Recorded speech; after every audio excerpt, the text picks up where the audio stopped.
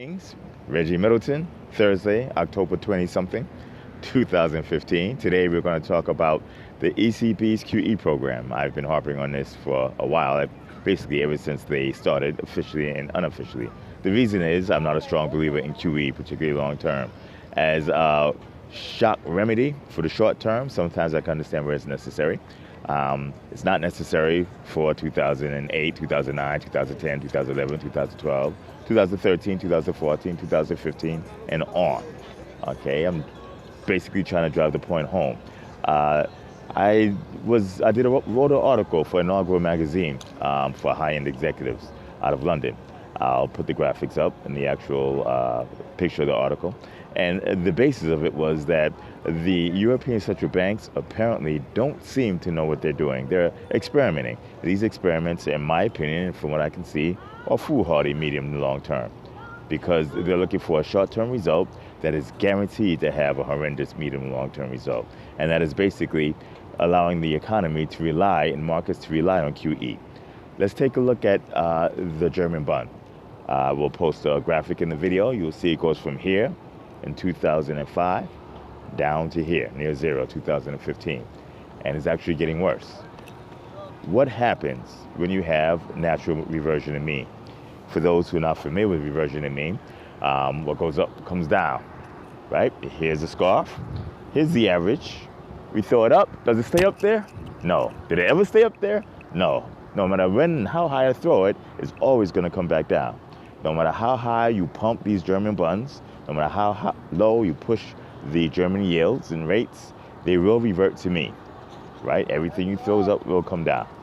When this happens, the liquidity that's pumped through the banks and into the European economies will dry up like that. It will dry up expeditiously because, number one, you have natural demand or natural lack of demand for the bonds. You probably have a stampede for the exit for those market participants who are speculating on the fact that the ECB would buy everything in their mother. And then you have what happens naturally when their business cycle and economic cycle normally change. We don't have a natural economic cycle right now.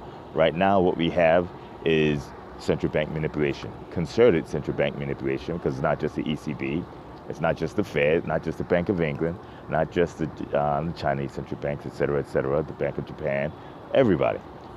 Now, I'm quite curious to see what happens when we do have this reversion to mean.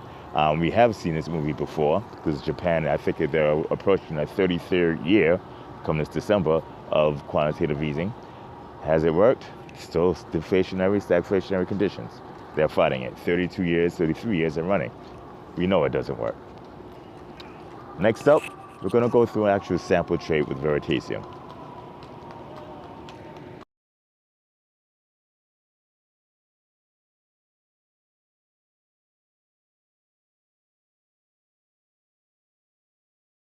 And leave it to contrarian, badass Reggie Middleton.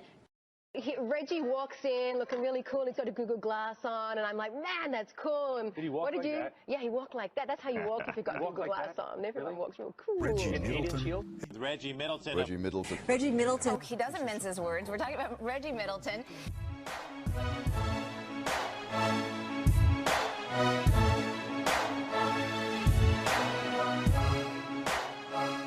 So far ahead of everybody and so detailed, and then he started warning about Bear Stearns and Lehman. Well, he was so far ahead of the curve, I actually thought he was nuts. He called the housing crash. He called the collapse of Bear Stearns and Lehman Brothers. He's been harping on the crisis in the Eurozone banking system for years now, so he's just the guy to talk to. He told us how 0% interest rates were starving the banks, that it was designed to save. Now, at the time, you were the only analyst in the world to mention that it would starve the banks, and you've been proven correct. Reggie Middleton, who nailed Facebook, by the way. Crown the champion, the winner of the first ever CNBC stocks draft.